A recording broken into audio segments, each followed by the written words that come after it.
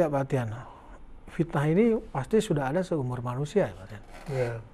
Walaupun orang bergibah sampai Allah menurunkan fitnah itu lebih kejam daripada pembunuhan.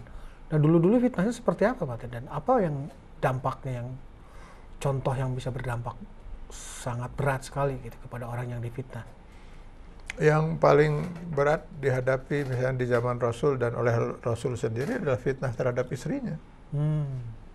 Jadi ketika istrinya itu Siti Aisyah radhiyallahu anha yang sangat beliau cintai dan sangat beliau percaya itu dituduh telah serong berbuat zina dengan seorang pria itu. Itu yang luar biasa besar fitnah itu. Nah, jadi jadi kita bahasa kisahnya itu panjang dijelaskan di Quran surat An-Nur ya.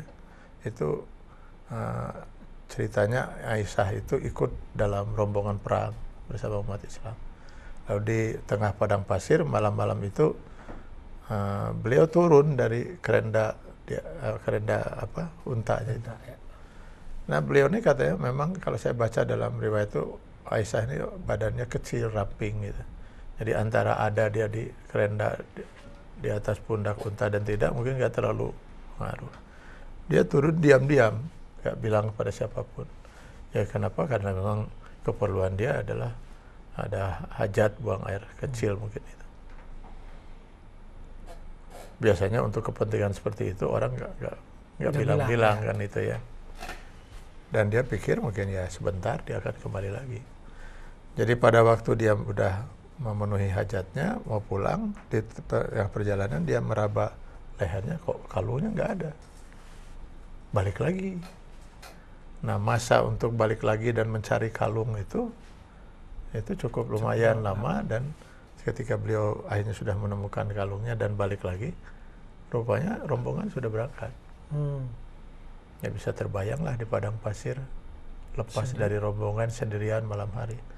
Gak ada yang bisa beliau lakukan kecuali terduduk diam. Tiba-tiba lewat seorang.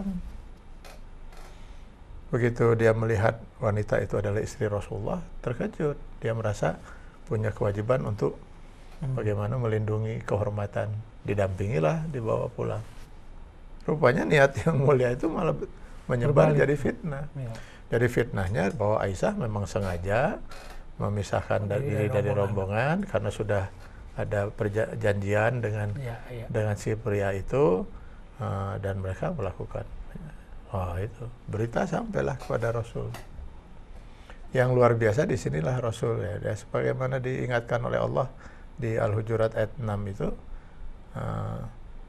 apabila inja'akum fasikum binaba'in fatabayyanu, jika datang berita dari orang-orang fasik itu tabayun dulu ini. Harus tabayun. Rasulullah pun tidak mau menerima begitu aja. Dia tanya Aisyah, dia diceritakan seperti itu. Ya, tapi apakah benar pengakuan Aisyah itu kan belum tentu juga kan itu. Ini terus beliau cari. Hanya waktu itu beliau minta kepada Aisyah, saya akan mengasingkan diri. Jadi beliau mengasingkan diri tinggal di satu kamar gitu dengan hanya beralaskan pelepah daun kurma itu. 3 hari. Nah, seadanya. Nah, kenapa beliau mengasingkan diri? Beliau takut kalau terus-terusan berada dekat Aisyah, terpengaruh juga oleh itu lalu ikut terkesan menuduh, padahal belum jelas. Begitu hati-hatinya beliau. Sampailah hari keempat itu turun sekian ayat Al-Quran di surat An-Nur, di mana Allah menjelaskan semua itu fitnah. Bahkan ditunjuk oleh Allah siapa penyebar fitnah itu.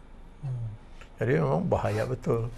Kalau kurang-kurang bisa menghancurkan. Ya, itu seorang Rasul, kalau kita mungkin gus ngamuk. Iya, bahaya, bisa hancur rumah tangga itu. Bisa hancur rumah tangga kalau gara-gara orang percaya pada fitnah.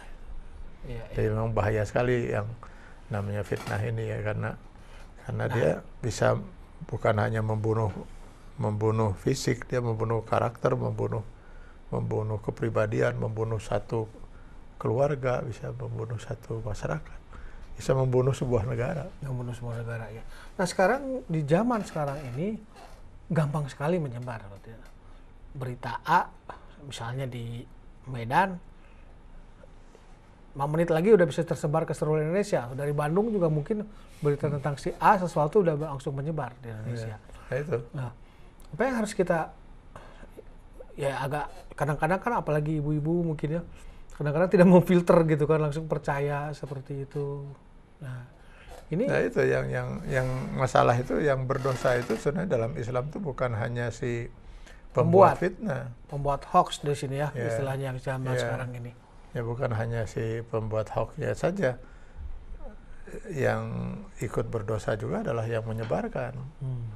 Sama ibaratnya gini, yang membuat minuman keras itu tetap berdosa gitu, tapi yang menyebarkan dengan menjualnya dan masa nggak berdosa, karena bagaimanapun akhirnya si minuman keras itu sampai Ya. kepada orang untuk meminumnya kan itu. Si peminum ya berdosa, yang menyebarkan minuman itu ya berdosa, yang membuat ya berdosa, semua ikut berdosa. Yang ikut terlibat di dalam kegiatan itu. Makanya kenapa bahasa Al-Quran itu selalu kalau mau melarang umatnya itu, hambanya, Allah itu menyatakan dengan ijtanibu atau wala taqrabu, jangan dekati atau jauhi. Jangan dekati zina, jauhi khamar, jauhi berjudi. Dengan bahasa jauhi dan jangan dekati itu, di samping mendidik supaya orang tidak melakukan pelanggaran, juga untuk memperluas wilayah hukum. Jadi setiap yang mendekati, tidak menjauhi, maka berdosa. Nah, tidak mendekati itu dalam pengertian apa? Bukan melakukan. Memang aneh di kita itu ya. Misalnya kasus prostitusi, untuk hukum di kita mah hukum yang aneh gitu. Ya, malah yang menjualnya, tidak yang menjualnya yang kena, yang menjualnya kena, tapi yang dijual misalnya tidak kena, dan yang memakai tidak yang kena. pemakai juga tidak kena. Lucu gitu. Ya. Memang ya gitulah, kalau hukum buatan manusia ya nggak ada yang sempurna kan itu. Iya. Malah terkesan lucu gitu, aneh gitu. Baik Pak Tiana, sekarang bagaimana nanti kita akan menyikapi tentang hoax ini berdasarkan ajaran Islam, tapi kita akan bahas pada segmen terakhir, Pak Kiai. Ya, pemirsa, masih kita akan meneruskan pembahasan tentang fitnah ini pada segmen terakhir nanti.